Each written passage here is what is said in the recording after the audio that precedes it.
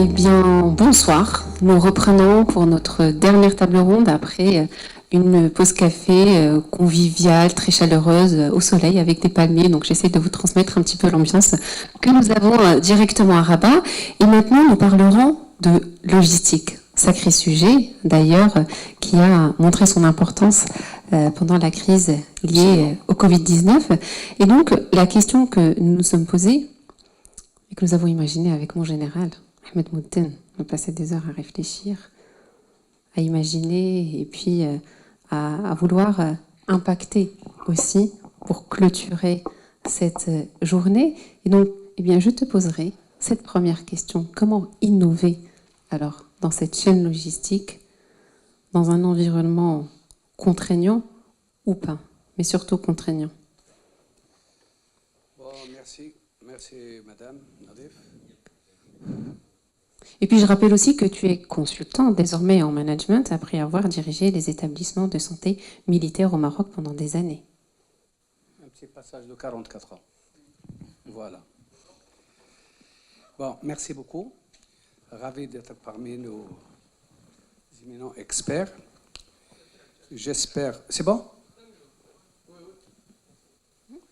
J'espère être à la hauteur. Une chaîne logistique sanitaire, c'est beaucoup de choses. Hein. Une chaîne logistique sanitaire, c'est une, je dirais, c'est une entité entre guillemets. C'est à peu près, c'est comme on parle de l'internet. C'est de l'abstrait, c'est du virtuel. C'est pas un service, c'est plusieurs services. Je dirais, c'est un train. C'est un train, mais il n'y a pas de wagon, il n'y a que des locomotives. Tout doit tirer. Et c'est une entité, je dirais, transversale dans un hôpital. Donc, il a une mission transversale et qui est incontournable pour la production des soins. Et à l'image de sa mission, devant une problématique liée à une contrainte dans l'environnement, il n'a aucun choix que de revenir, de retrouver sa fonction. Donc, il n'a le choix que d'innover. On n'a pas autre alternative. Et l'innovation managériale dans ce cas, c'est pas une ludie, c'est pas un coup d'éclat, ce n'est pas un effet de mode, mais c'est une nécessité, parce qu'il va de la santé des malades. Et ceci pour plusieurs raisons. Et comment l'aborder en matière d'innovation? Je dirais, je passerai d'abord en revue un certain nombre de particularités de cette chaîne, qui sont très spécifiques, qui sont intéressantes à connaître et même nécessaires à connaître. Et dans un second temps, je vais me poser la question, c'est-à-dire quelle est la tactique à adopter pour le choix de l'innovation.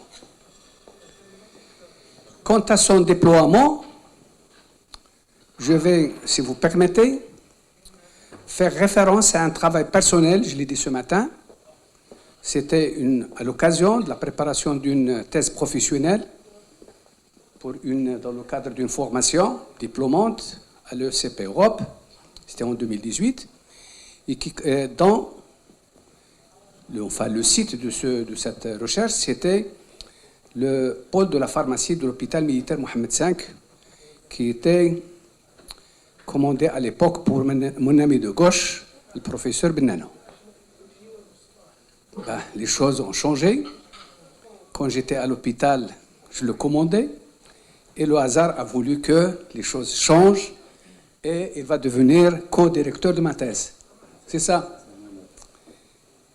Donc, ce travail va nous permettre de voir comment ce pôle de pharmacie, à l'occasion d'un changement de mode de financement qui a été instauré dans les hôpitaux militaires, comment cette entité de l'hôpital a pu continuer à travailler normalement.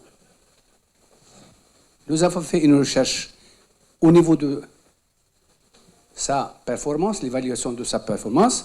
Et une fois on s'est assuré qu'il était performant, il a continué à travailler comme il le faisait avant, et même peut-être mieux.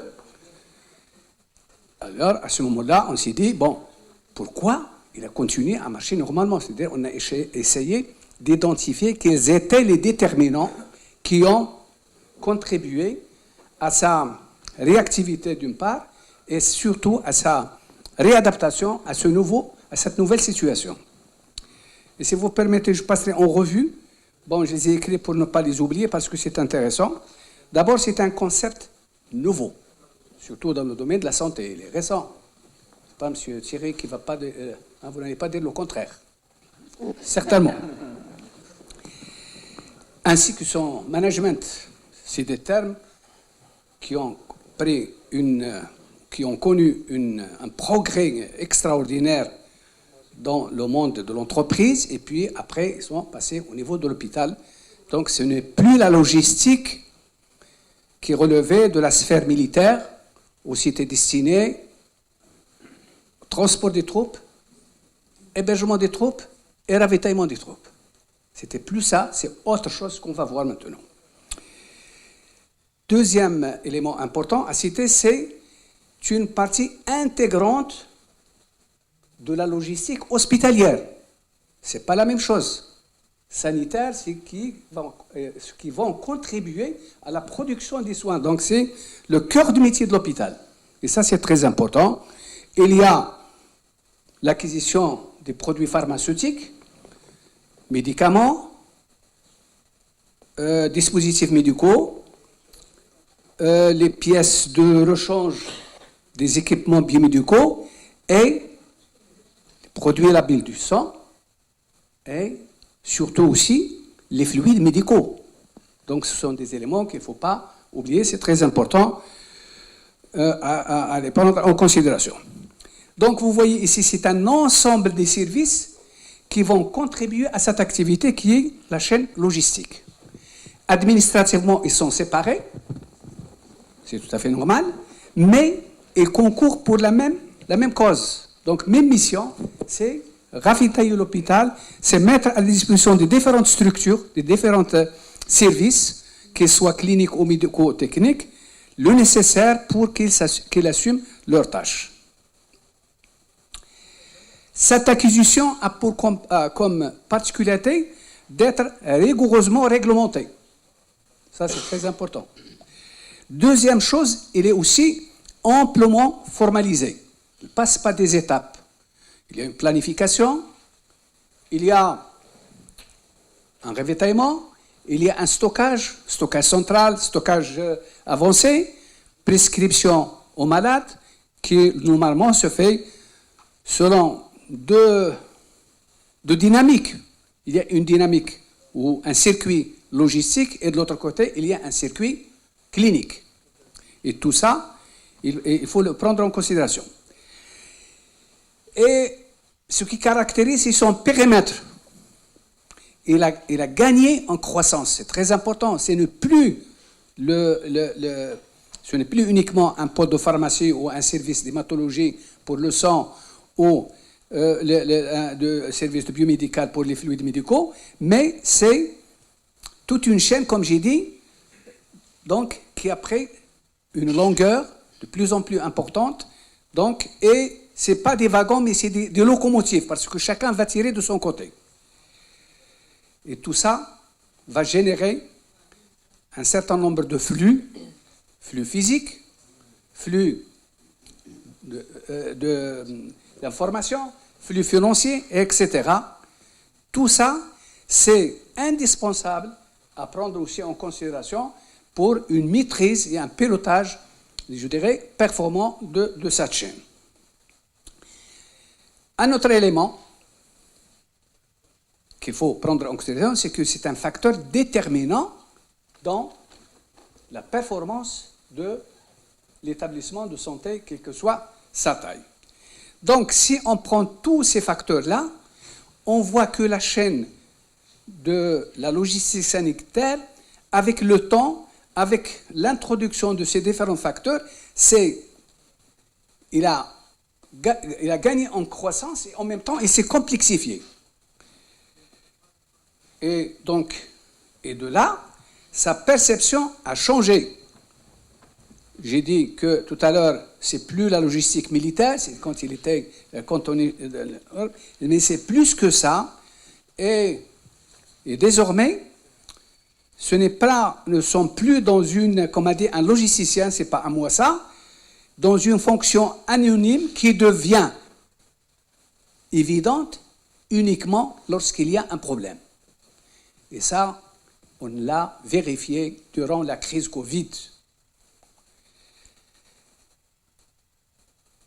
Et aussi, demande à s'inscrire, ce que demande l'Organisation mondiale de la santé, en matière de la santé, il faut toujours penser globalement et agir localement.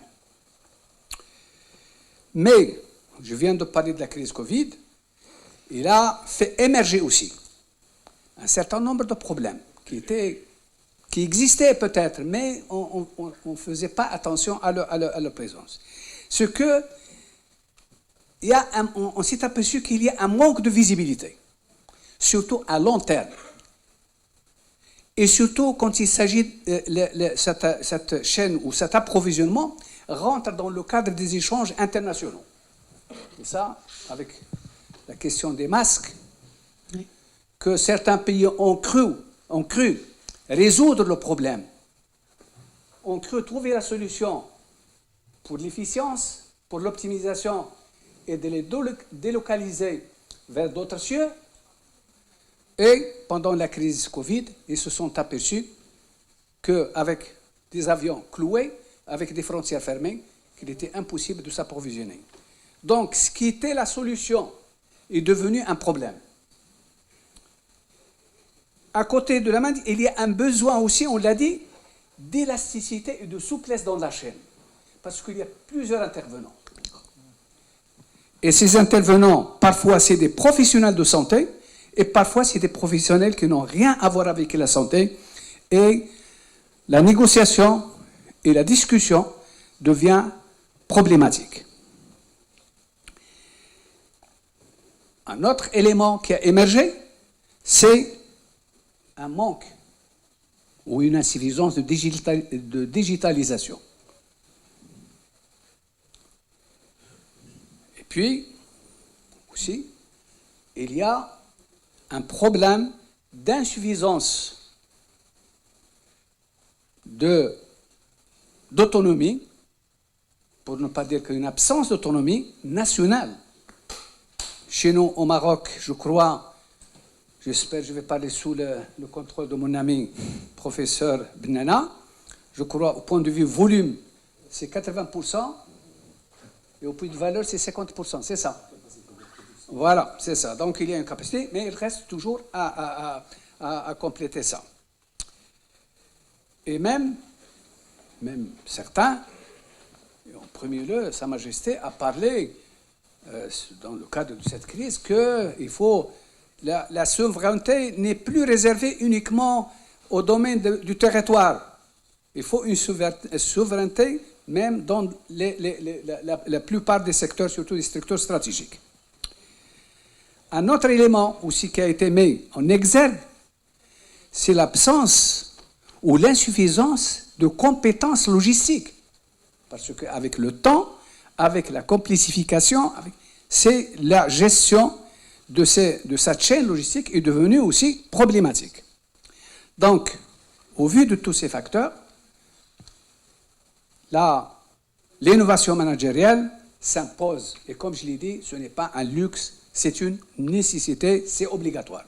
Et maintenant, on va passer devant vous la tactique à adopter pour préparer avant donc le déploiement de cette énergie.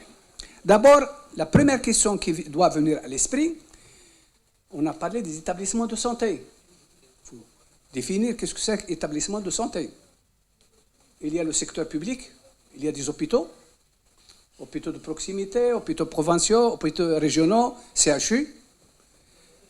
Quand il s'agit des cliniques, le professeur Smelali l'a bien dit tout à l'heure, Et il y a toute une multitude de cliniques, dont la plupart, c'est des cliniques de, je dirais, à un modèle économique traditionnel. Et à côté, vous avez des cliniques, et surtout c'est ceux des deux fondations, qui sont des cliniques hôpitaux de statut universitaire. Et aussi l'arrivée des groupes de santé. Il faut donc, c'est pas... Pourquoi je dis ça? Parce que ça nous ramène à parler de la taille de ces structures, de ces établissements. Et plus la taille augmente, plus vous allez avoir un pouvoir de négociation avec les fournisseurs. Parce qu'avec les fournisseurs, on peut à ce moment-là faire des arrangements réglementaires, soit dans le cadre des marchés cadres, soit dans le cadre des ce qu'on appelle les marchés groupés. Et au Maroc, je rappelle qu'on a à peu près une cinquantaine de laboratoires, donc spécialisés dans le cadre des médicaments. On a une soixantaine de distributeurs et on a 1200 officines. Et, et je parle des officines parce qu'il faut les prendre en considération, parce que dans des coins plus ou moins reculés, de temps en temps, l'hôpital est obligé de s'approvisionner au niveau de ces officines. Autre élément, toujours. Avant de passer la parole à professeur Bennana, peut-être. Je vous en prie, allez-y. Quelles sont les contraintes en présence? Notre cas actuellement, c'est ce virage dans le financement de la santé. Et aussi, ça peut être une catastrophe naturelle, ça peut être un événement autre. Et aussi, il faut tenir compte, et ça, le professeur Thierry Noble l'a dit ce matin, qui est le donneur d'ordre de cette innovation. Est-ce que c'est la tutelle, c'est venu d'en haut, c'est réglementaire, donc on n'a rien à dire, il faut la déployer et rendre compte, ou bien c'est quelque chose qui va émaner des acteurs de terrain. C'est des gens, c'est-à-dire des directeurs d'hôpitaux, c'est des managers, des services, etc. Alors, et à ce moment-là, ça sera l'allure, ou ce qui a été caractérisé par le professeur Noble comme par capillarité qui va diffuser aux autres établissements. Et puis, dans quelle temporalité on va s'inscrire? Est-ce que dans le court terme, c'est-à-dire on est dans le ponctuel, on va innover pendant un certain temps et puis on va reprendre le travail normal? Ou bien c'est le durable, mais même c'est le définitif. Super. Passons au professeur. Je te repasserai la parole. Merci beaucoup. Je crois que je suis essoufflé. Merci beaucoup. C'est passionnant, passionnant. On va effectivement faire en sorte que voilà, on puisse poursuivre. Merci beaucoup, mon général, professeur Moudel, pour cette introduction, cette intervention qui est extrêmement enrichissante. Passons au professeur Ahmed Bennana. Merci beaucoup de votre présence. Vous êtes aujourd'hui expert international et c'est vrai que penser global et agir local, c'est votre cas.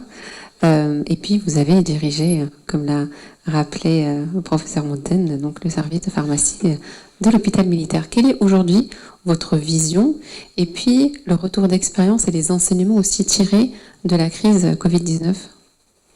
Très bien, je vous remercie et surtout de m'avoir qualifié d'expert international. Aujourd'hui, tout est international et de toute façon, le savoir-faire est universel. Et donc, on est là dans le cadre d'un partage d'expériences et toutes les expériences sont aussi intéressantes les unes que les autres. Ça nous permet d'élaborer des modèles qui soient les plus efficaces. Et je dis efficaces au lieu d'efficients, je vous dirai pourquoi. Ça sera peut-être l'introduction de mon intervention. Et dans la logistique, je vous le dis d'emblée, je pense que la logistique, c'est le seul secteur, ça n'engage que moi, où on peut facilement parler d'efficacité puis de coût. Parce que dans l'efficience, c'est l'association des deux. Et la crise Covid a montré que d'abord, il faut avoir le produit, peu importe après le prix. Moi, j'ai acheté des masques à 150 dirhams l'unité. Donc, c'est un peu le paradigme, toute la logique logistique qui qui peut changer et qui est ébranlé. Je reviendrai là-dessus. Alors, je tiens à vous remercier de m'avoir associé à ce colloque.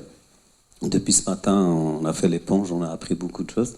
Et aujourd'hui, maintenant, là, je suis avec vous pour partager un certain nombre d'idées, de propositions, de concepts.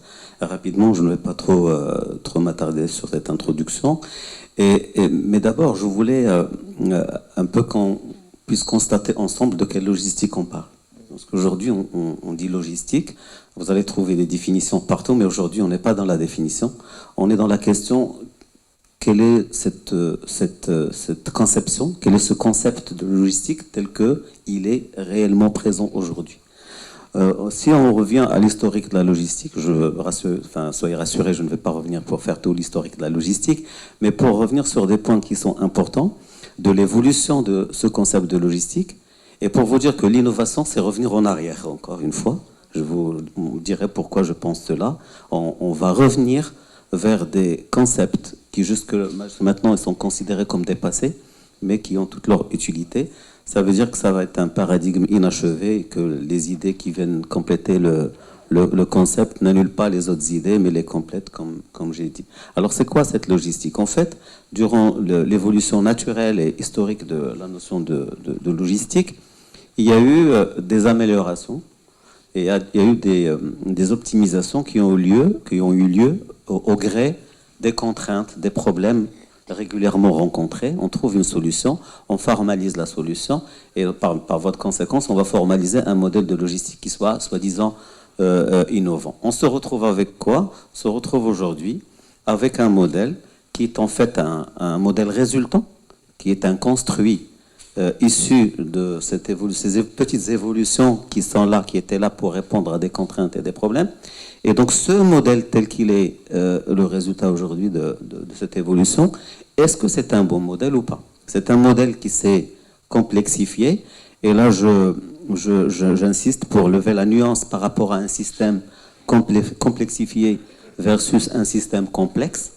Un système complexe, il est complexe de nature, et toutes les dispositions, toute l'organisation est faite pour justement gérer cette complexité et aboutir au résultat et à la performance. Un système qui est complexifié est un système qui est devenu complexe, pas par nature, mais par l'évolution des choses. Et la grande problématique quand il y a une insuffisance, c'est de décomplexifier encore le système et le simplifier. Et je dis simplifier, et je fais la nuance entre simple et facile. Simple ne veut pas dire facile, n'est-ce pas? Donc il y a beaucoup de choses qui sont simples, qui ne sont pas faciles. Et donc décomplexifier ce système et reconstruire peut-être quelque chose qui soit non seulement apte à résoudre les problèmes actuels. On a vu que la crise Covid, je vous donnerai des exemples concrets, mais un système qui soit agile, évolutif et qui peut s'adapter de plus en plus aux contraintes futures qu'on ne peut pas identifier ou qu'on peut identifier peut-être dans le cadre d'une démarche prédictive. Donc ce modèle-là, aujourd'hui, il a montré la limite avec la crise Covid. Toutes les bonnes actions qui ont été présentées comme étant des solutions, délocaliser la production, faire du sourcing au plus loin possible pour avoir les meilleurs prix possibles, etc. Tous ces concepts-là, toutes ces stratégies, si on peut parler de stratégie, ont généré une limite au moment de la crise Covid, et on sait très bien que beaucoup de pays ont eu beaucoup de problèmes à avoir des produits basiques disponibles. Donc ça, si vous voulez, c'est le point sur lequel je voulais qu'on lance ensemble une réflexion pour dire de quelle logistique, de quel modèle de logistique aujourd'hui on est en train de parler. D'autant plus que le modèle de logistique, quand on parle d'un modèle logistique, on doit parler d'une logique logistique. Et il n'y a pas une logique logistique, il y a des logiques logistiques qui dépendent des... le professeur Mouden a évoqué le cas du pôle pharmacie de l'hôpital militaire. Ma problématique n'est pas la même que celle que j'ai vécue par exemple à Cheikh Khalifa, que je suis en train de vivre par exemple sous d'autres cieux. Et donc finalement, c'est des logiques, c'est des modèles qui dépendent justement de l'organisation de chaque site. Aujourd'hui, la grande question, si on veut aborder l'innovation, c'est comment on peut imaginer un modèle de base, encore une fois, en laissant les spécificités à chaque site, un modèle de base à même de nous permettre de nous adapter à chaque fois que la situation change. C'est une nuance que tout à l'heure, peut-être en discussion, on en reparlera. Je ne fais pas strictement allusion j'en renvoie pas strictement vers l'agilité telle qu'on la conçoit, mais juste un système qui me permet de répondre à une question: comment avoir le bon produit au moment où j'en ai besoin, et en second lieu, à quel coût, hein. Donc je dis bien qu'à quel coût. Alors, la notion de coût, on peut l'aborder une fois que le modèle, tout à l'heure, je donnerai, pour être concret, je donnerai quelques exemples, quelques pistes. Et donc, la notion de coût, on pourra l'aborder, mais quand l'organisation globale est admise et qu'elle est pratiquée. Je m'explique. Aujourd'hui, la logistique, elle a des coûts, donc les coûts logistiques. Si je gère, par exemple, de la logistique, par exemple, mes fournisseurs de base, on peut être dans une logique de co-gestion des coûts logistiques. Si je m'organise, je m'explique, si je m'organise correctement avec un planning de livraison, par exemple, le planning de transport et de livraison, ben, je permettrai peut-être à mon fournisseur ou à mon fabricant d'organiser encore davantage et encore mieux la planification de sa production ou de ses ravitaillements, et donc il réduirait par voie de conséquence ses coûts, et donc c'est dans ces coûts qu'on réduirait les uns pour les autres qu'on pourrait trouver de l'économie à faire, mais pas dans la valeur des articles. D'ailleurs, je reprends une idée par rapport à la logistique hospitalière, parce que aujourd'hui, quand on dit encore une fois logistique, on a la logistique industrielle, et on est dans un concept plus ou moins... D'ailleurs, ça a été qualifié jusqu'avant la crise Covid, la logistique a été qualifiée de fonction simple. Simple dans le sens où elles sont facilement formalisables et reproductibles. Aujourd'hui, on comprend que c'est pas le cas. Et là encore, on raisonne logistique industrielle.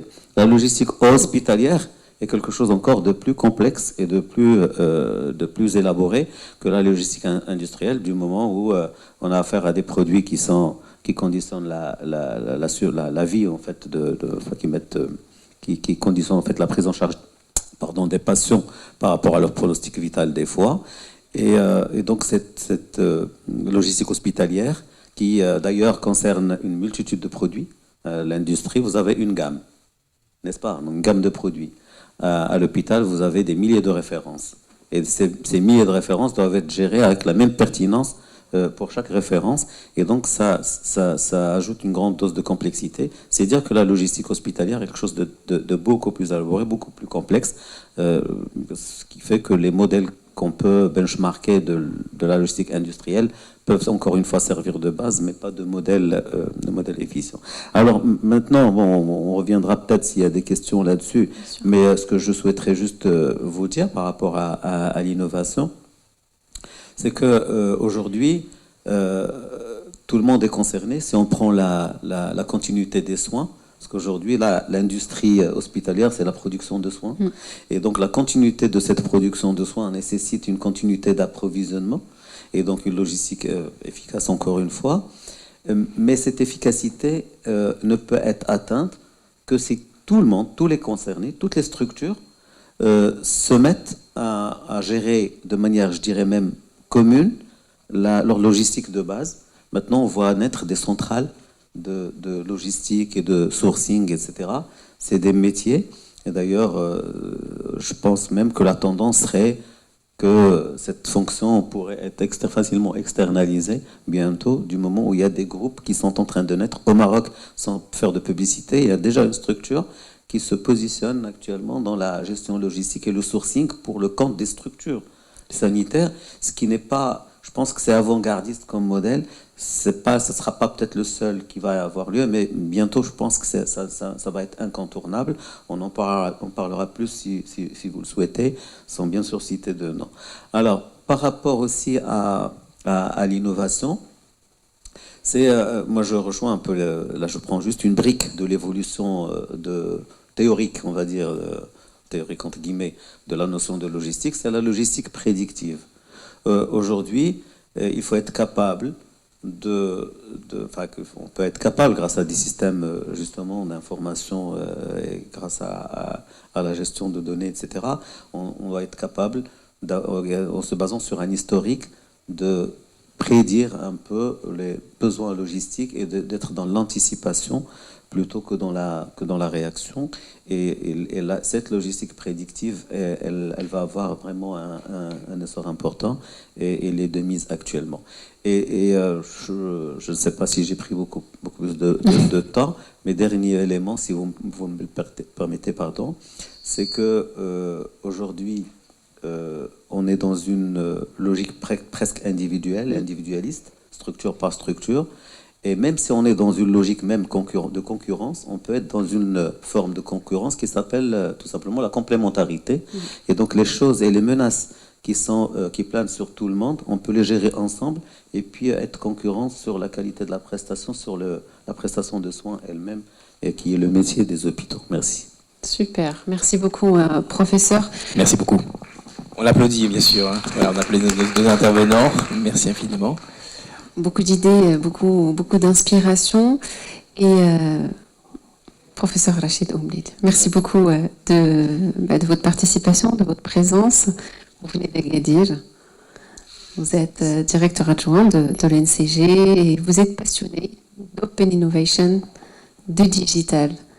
Alors, un mix de tout ça et sa place, comment peut-être l'Open Innovation ou le digital pourrait être un levier où trouverait sa place pour apporter des innovations à la logistique en santé ou la logistique hospitalière. Très bien. Bonsoir tout le monde. Donc tout d'abord, je tiens à vous remercier, l'ANADA, de m'avoir associé surtout en premier lieu à cet événement et en deuxième lieu à une table ronde avec de personnes et de professeurs très éminents. Tout à l'heure, en écoutant mon général, professeur Mouden, aussi professeur Benana, donc je suis en train de dire, mais ils ont te dit. Donc là, qu'est-ce que je vais dire, qu'est-ce que je vais partager de plus? Mais en les écoutant, ça inspire, ça donne de l'inspiration. Et ça me pousse davantage à dire, OK, on doit vraiment, la barre, il faut qu'il reste en haut et qu'on soit beaucoup plus dans la réflexion, d'accord, que dans le narratif ou dans la citation de ce qui a été déjà développé. Je vais prendre comme point de départ la question de quête ou la requête de modèle en termes logistiques. C'est vrai que la logistique en tant que concept, comme il a été avancé tout à l'heure par professeur Mouden ou professeur Benana, ça reste un concept très complexe. Et lorsqu'on est devant une complexité, on est souvent appelé à modéliser. C'est-à-dire qu'il faut mettre en place un modèle. Ce modèle qui va nous permettre de rendre les choses beaucoup plus intelligibles, plus claires. Comme ça, les gens ils vont comprendre exactement de quoi il s'agit. Tout simplement, nous, on peut modéliser la logistique en se référant peut-être à Fabicost, en disant que c'est la gestion des flux physiques et des flux informationnels. Depuis le matin, en écoutant les innovations, la majorité des innovations, ils étaient orientés vers le digital, les systèmes d'information, etc. Chose qui est aujourd'hui indispensable. Tu ne peux pas parler d'innovation sans faire appel au digital et surtout aujourd'hui. C'est d'une part. Donc, dans la logistique ou dans la chaîne logistique, la variable information ou la dimension information, elle est extrêmement intéressante et elle est extrêmement importante. Chose qui nous pousse à dire que, vous savez, c'est on prive la logistique des systèmes d'information, tout ce qui reste, c'est des camions. C'est exagéré comme peut-être affirmation, mais ça veut dire que l'importance que jouent les systèmes d'information, finalement, dans cette fonction logistique ou dans cette supply chain. Pour être en conciliation, surtout en relation avec la question d'aujourd'hui, comment on peut innover, ce n'est pas une simple question. Ça veut dire qu'il ne faut pas qu'on se limite là juste à citer les différentes innovations qui ont été faites. Mais on est beaucoup plus dans la manière, dans la façon, dans la méthode. Comment on doit procéder pour innover. Moi, je suis logisticien peut-être d'un hôpital ou je ne sais pas, d'une organisation de santé. Alors dites-moi, comment vais-je procéder pour innover? Chose qui m'appelle ou qui me pousse plutôt à s'interroger sur cette manière tout en faisant appel à quoi? À des paradigmes de l'innovation. Et si je fais appel à ces paradigmes de l'innovation, je peux me limiter à deux. Il y a un paradigme classique de l'innovation qui consiste en quoi? Je dois faire appel à de bonnes personnes, à de bonnes compétences au sein de mon organisation. Et c'est ces compétences qui vont se charger de l'innovation au sein de ma chaîne logistique. Comment ces personnes ils vont innover concrètement? Parce qu'on dit innover, oui, mais sur le plan concret, c'est quoi? C'est tout un processus, si on se réfère au paradigme classique. Un processus qui se compose en trois étapes, si on souhaite le modéliser. La première étape, c'est générer l'idée. Vous savez, avoir une bonne idée n'implique pas que tu as innové. Hein. Tu as l'idée, il faudra la développer. Et une fois, même si tu as l'idée, tu l'as développée, si l'autre, l'utilisateur, ne l'accepte pas, ce n'est pas une innovation. L'autre, ça veut dire peut-être le marché, ou bien juste la personne ou les acteurs au sein de ton organisation. Je développe, je pense, j'ai généré l'idée, je l'ai développée, il faut qu'il soit utilisé. Et vous savez, une fois l'idée, il rentre dans le cycle d'utilisation, il n'est plus une innovation. Et c'est cyclique. Donc, dans la chaîne logistique, une entreprise, qu'est-ce qu'il doit faire?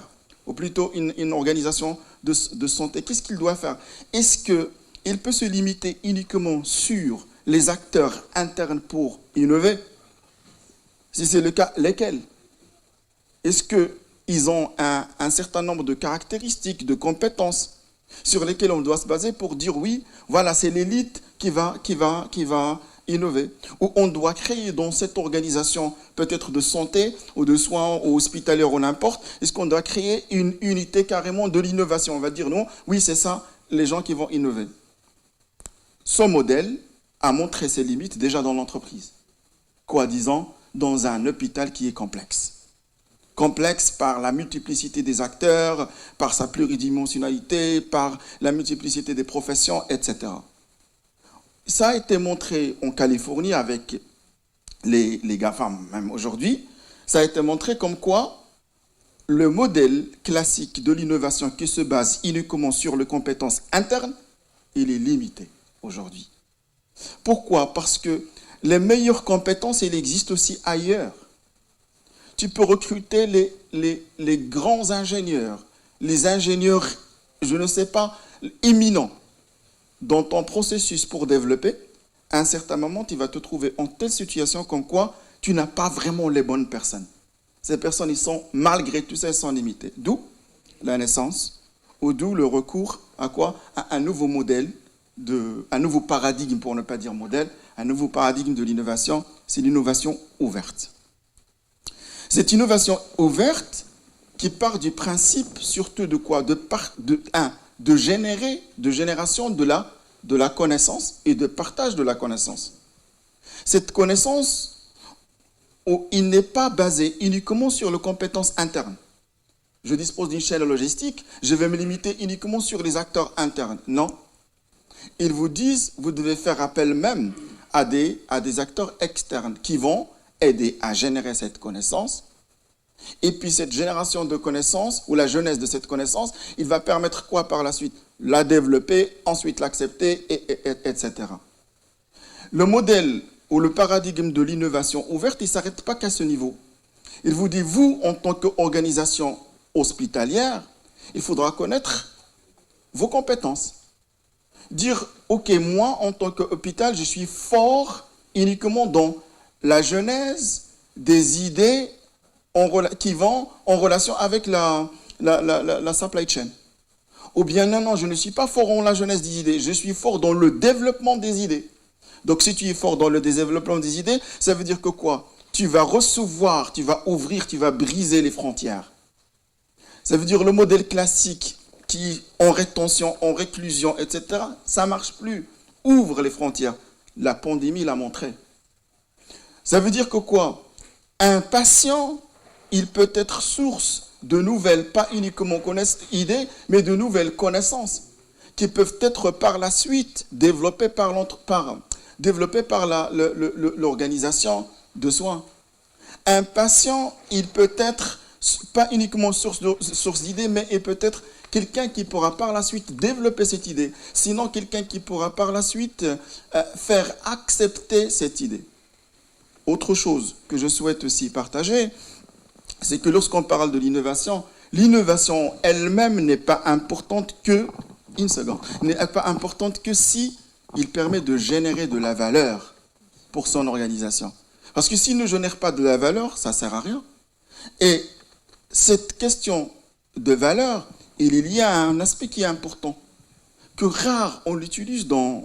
Et d'ailleurs, je m'attendais que quelqu'un l'utilise aujourd'hui dans l'organisation hospitalière ou dans l'organisation de santé. C'est des business models.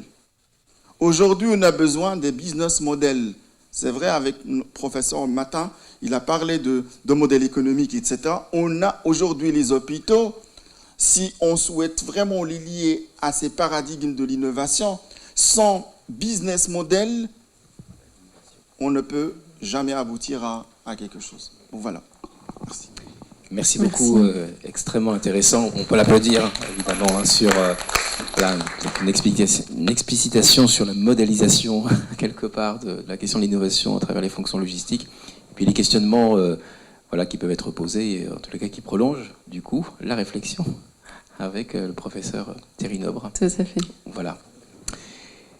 Voilà, quels sont les éléments de réflexion et d'inspiration que vous avez... Bien, merci. Voilà, merci. Je m'aperçois que j'ai le redoutable honneur non seulement d'avoir commencé ce matin, mais de terminer ce soir, non, si j'ai bien compris, non? Il y a une table ronde après, non?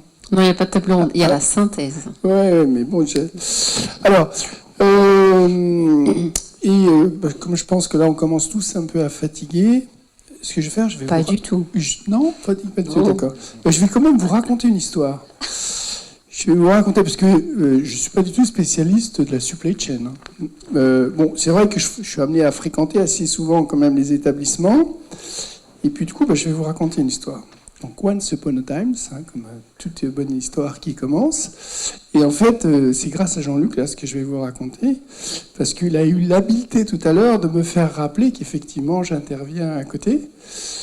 Et dans mon intervention à côté, j'avais emmené les participants, les exécutifs MBA à Strasbourg, puisque je suis de Strasbourg, et puis je leur ai fait visiter des lieux importants de Strasbourg sur la santé, l'IRCAD évidemment, avec le professeur Maresco, RENA, petite parenthèse, RENA qui est une fusion entre trois cliniques. Une clinique catholique, une clinique protestante, une clinique juive. Compliqué à faire. Et en fait, ça rejoint une des préoccupations. Là, je fais une petite parenthèse, je me permets, je voulais le dire ce matin, puis je me suis dit, comme j'ai déjà beaucoup causé ce matin, je ne vais pas le dire, mais je vais le dire quand même.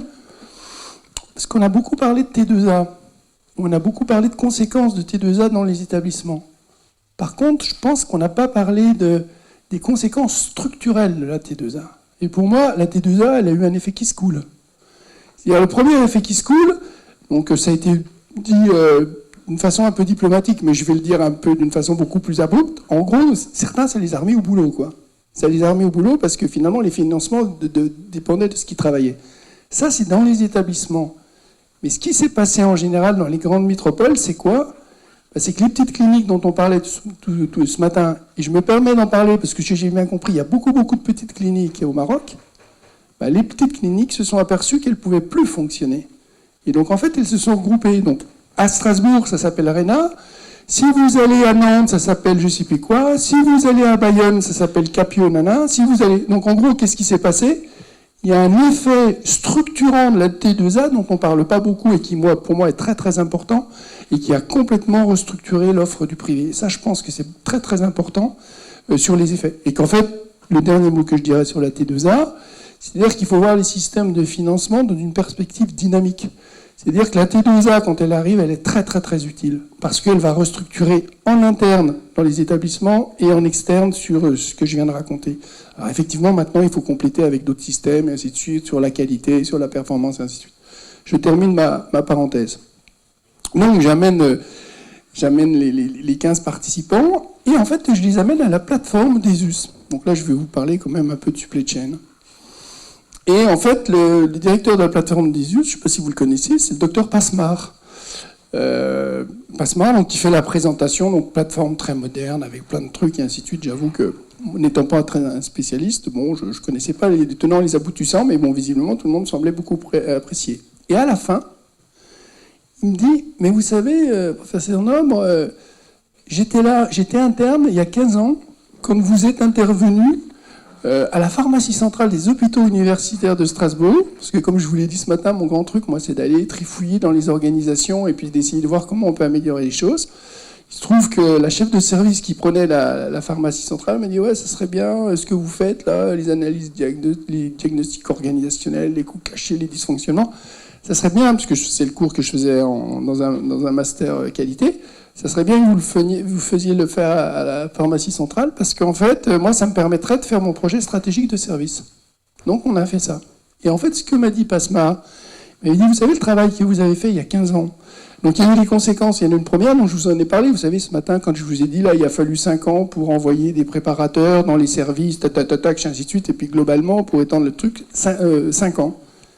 Mais en fait, le travail qui avait été fait, mais qui était fait à partir des acteurs. C'est-à-dire, c'est les acteurs qui, à partir des dires des acteurs, on a recensé les dysfonctionnements, leurs besoins, ainsi de suite. À partir de ça, ils ont fait un projet stratégique. Alors, ça a mis un certain temps.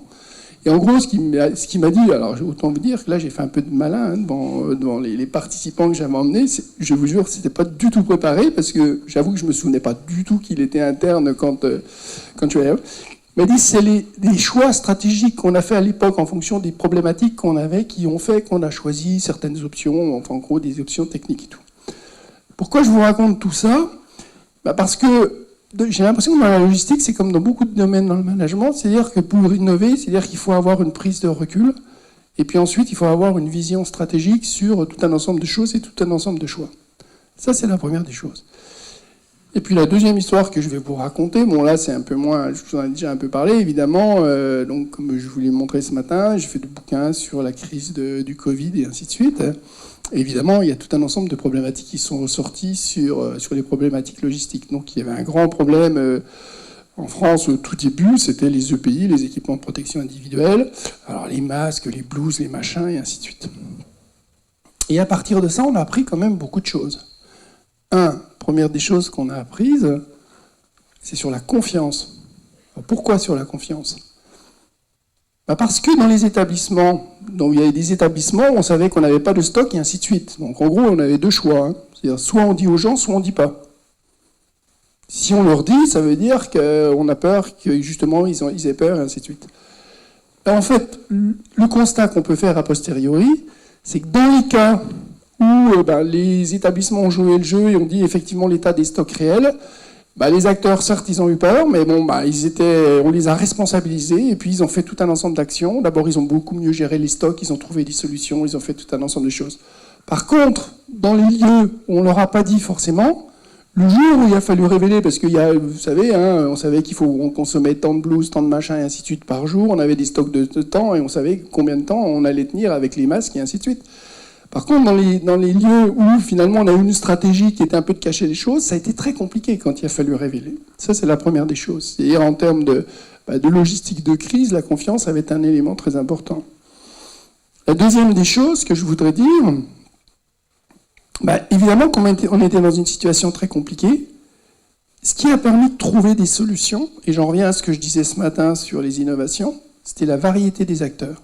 C'est-à-dire, si vous aviez des acteurs qui avaient des cursus très différents, ils avaient des réseaux très différents, et ils pouvaient aller chercher tout un ensemble de choses. Alors, c'était des industries qui filaient des tenues de protection, c'était des gens qui fabriquaient des sacs poubelles, qui ont transformé leur outil de production pour fabriquer tout un ensemble de choses, et ainsi de suite.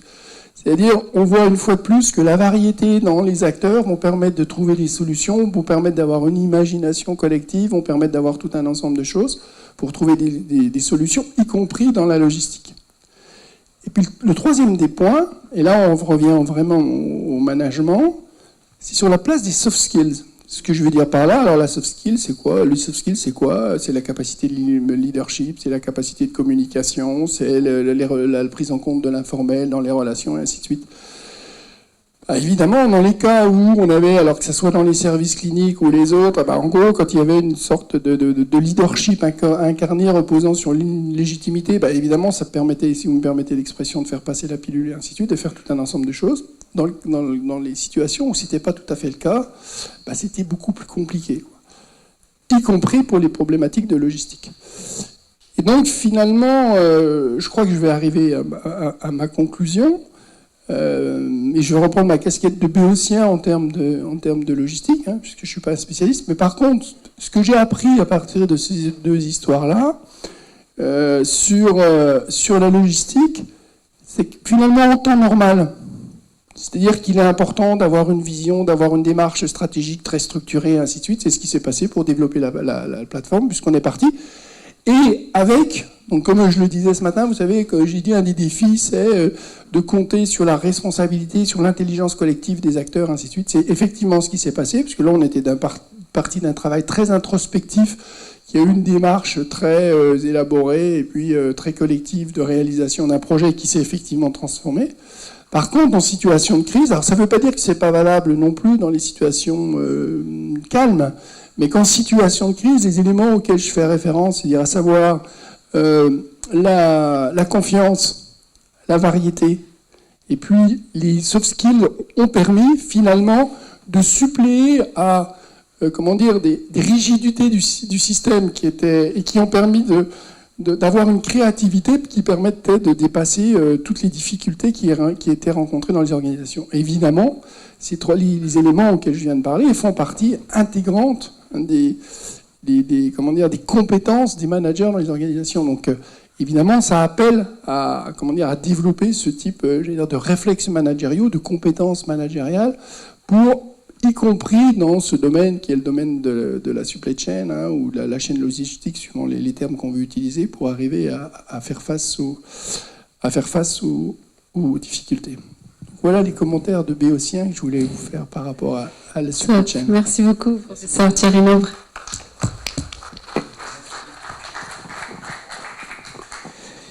Eh bien, nous arrivons sur la fin, bien sûr, des interventions, mais peut-être des questionnements qui sont posés par rapport à la qualité des 4 interventions. Voilà. Désolé d'être aussi bavard, mais du coup, ce que vient de dire Thierry Nobre m'a rappelé un vécu qui date pas il y a très longtemps, c'était en mars-avril 2020, et qui finalement est devenu une innovation en matière de ressources humaines, mais qui concernait la logistique. Donc vous connaissez tous les difficultés qu'on a eues d'approvisionnement en EPI, en respirateurs, en pompes, etc. J'en passe. Et surtout, et ça je crois que c'est le professeur Benana qui l'a dit, c'est-à-dire qu'on a effectivement des procédures d'achat, des automatismes, des lieux de stockage, des transports qui sont bien codifiés, etc. Et donc ça, c'est la grande logistique.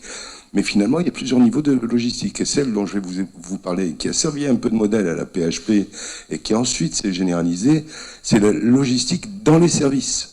Parce que la logistique dans les services est assurée par les cadres de santé au détriment d'autres choses, puisque lorsqu'on fait ça, on ne fait pas autre chose.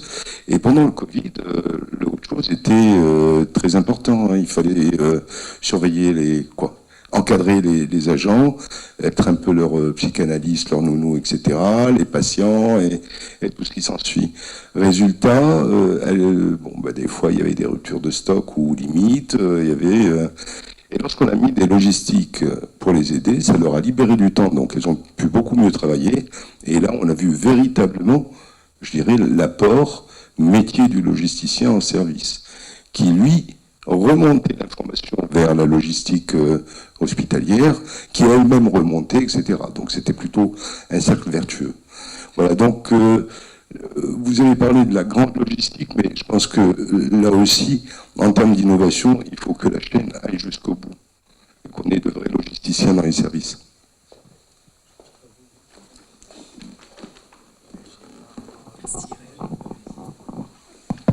Et effectivement, là, je retiens le terme petite logistique et grande logistique. En fait, pour nous, la disponibilité est importante à l'échelle de l'établissement.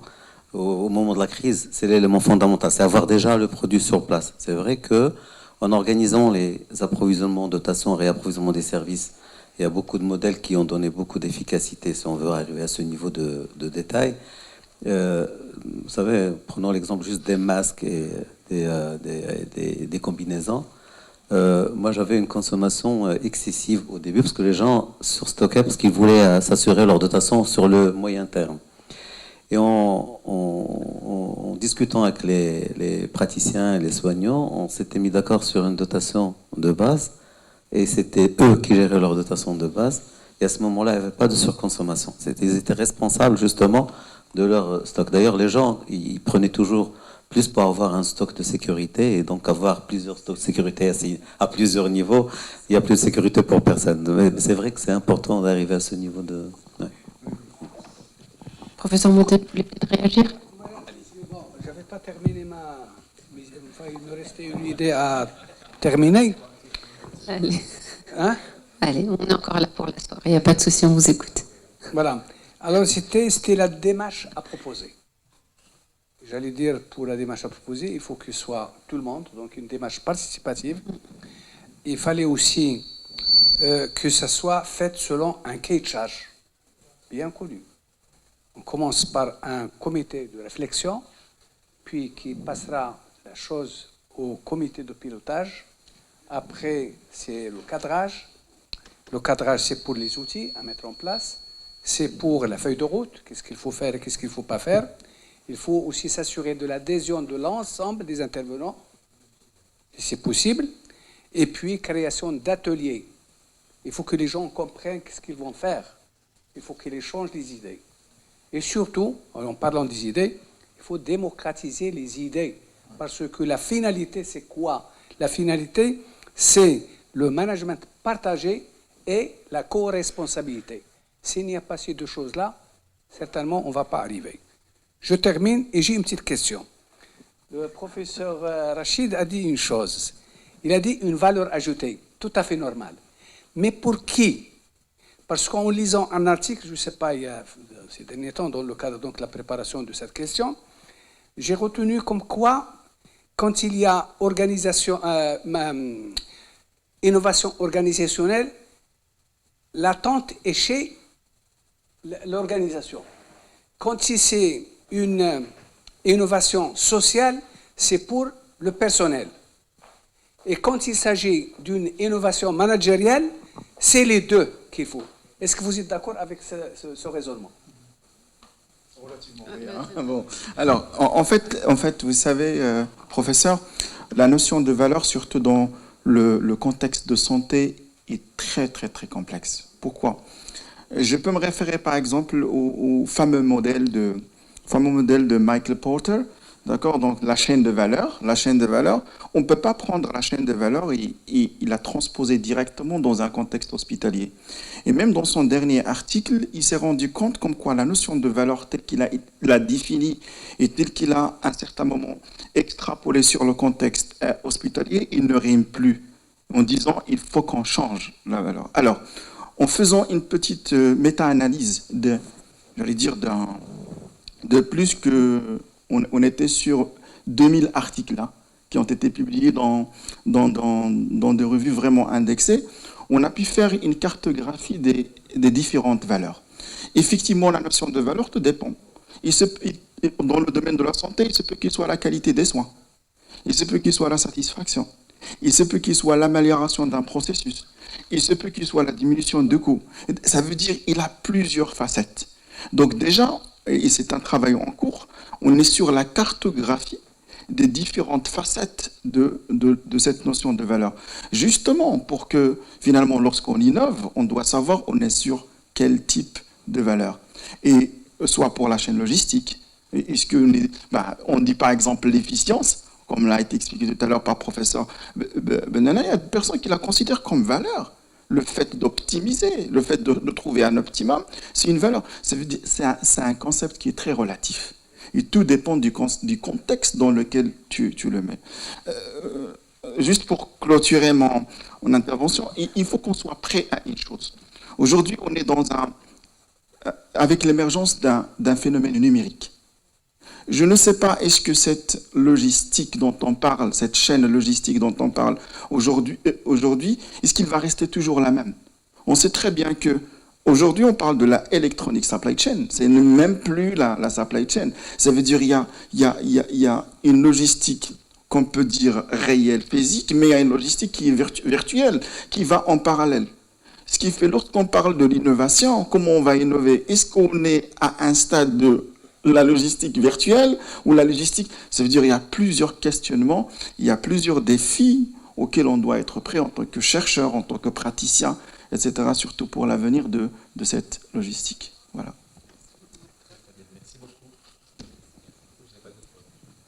C'est pas grave, je vais parler pour toi. Merci beaucoup aux 4 professeurs. Je vois qu'il n'y a plus de questions. Ça veut dire que tout le monde est impatient de découvrir la synthèse, ou alors tout le monde est impatient de découvrir la synthèse. Voilà, on va dire ça comme ça. Merci beaucoup à tous les 4 pour ces très très riches interventions qui ouvrent aussi un champ de partenariat et un champ de créativité pour la suite, parce que là, il y a des premières briques qui sont posées et je suis persuadée que beaucoup de chantiers pourront être lancés.